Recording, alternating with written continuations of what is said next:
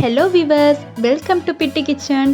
இன்றைக்கி என்ன டிஷ்ஷுன்னு பார்த்தீங்கன்னா கோபி மஞ்சூரியன். இது ரொம்பவே ஒரு டேஸ்டான ரெசிபி தான். இதுக்கான இன்க்ரீடியன்ட்ஸ்லாம் என்னென்னு நம்ம பார்க்கலாம். ஃபர்ஸ்ட் காலிஃப்ளவர் எடுத்துக்கோங்க. நான் 2 காலிஃப்ளவர் எடுத்துருக்கேன். அது மஞ்சத்தூள் போட்டு வேக வச்சு எடுத்துக்கோங்க. 2 ஆனியன் நைஸாக கட் பண்ணிக்கோங்க. 2 பச்சை மிளகாய் நைஸாக கட் பண்ணிக்கோங்க. 1 பூண்டு நைஸாக கட் பண்ணிக்கோங்க. சின்னதாக 1 பீஸ் இஞ்சி நைஸாக கட் பண்ணிக்கோங்க. கொத்தமல்லி, red chilli sauce, soya sauce, tomato ketchup, cornflour 1 cup, மைதா 1/4 கப், உப்பு தேவையான அளவுக்கு. அவ்வளோதான், இன்க்ரீடியன்ட்ஸ்லாம் ஓவர். இப்போ கோபி மஞ்சூரியன் எப்படி செய்கிறதுன்னு பார்க்குறதுக்கு முன்னாடி நம்ம சேனலை சப்ஸ்கிரைப் பண்ணிவிடுங்க. கூடவே இந்த பெல் ஐக்கானையும் ப்ரெஸ் பண்ணிவிடுங்க. ஓகே, வீடியோக்குள்ளே போகலாம்.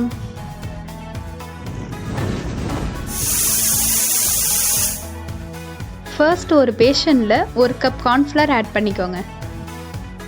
நெக்ஸ்ட்டு 1/4 கப் மைதா ஆட் பண்ணிக்கோங்க. உப்பு தேவையான அளவுக்கு ஆட் பண்ணிக்கோங்க. இதை நல்லா மிக்ஸ் பண்ணி விட்டுட்டு கொஞ்சம் கொஞ்சமாக தண்ணி ஆட் பண்ணி மிக்ஸ் பண்ணிக்கோங்க.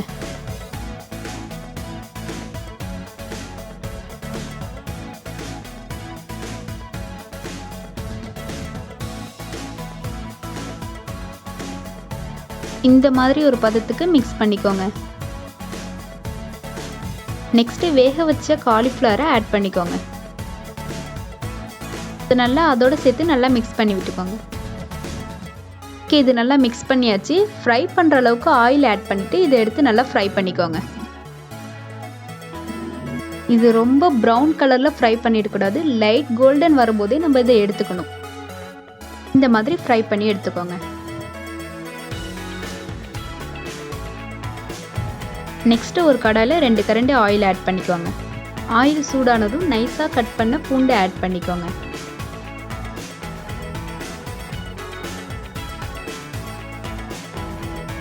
நைஸாக கட் பண்ணி இஞ்சியை ஆட் பண்ணிக்கோங்க.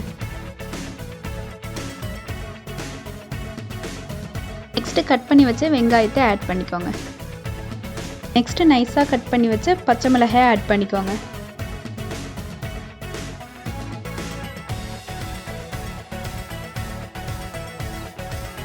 இதை நல்லா வதக்கி விட்டுட்டு red chilli sauce 3 table spoon add பண்ணிக்கோங்க. Next tomato ketchup 2 table spoon add பண்ணிக்கோங்க.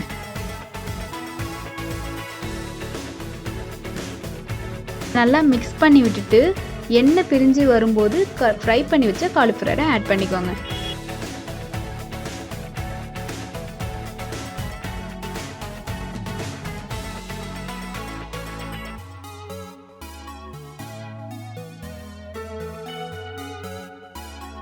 நல்லா அந்த சாஸோட நல்லா மிக்ஸ் பண்ணி விட்டுட்டு soya sauce 1 table spoon add பண்ணிக்கோங்க.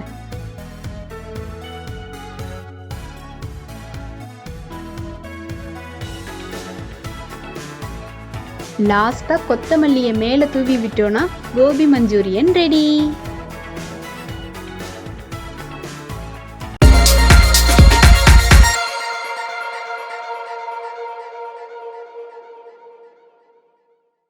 இந்த டிஷ்ஷை உங்கள் வீட்டில் நீங்களும் ட்ரை பண்ணி பாருங்கள். பிடிச்சிருந்துச்சுன்னா லைக் பண்ணுங்கள், ஷேர் பண்ணுங்கள், சப்ஸ்கிரைப் பண்ணுங்கள்.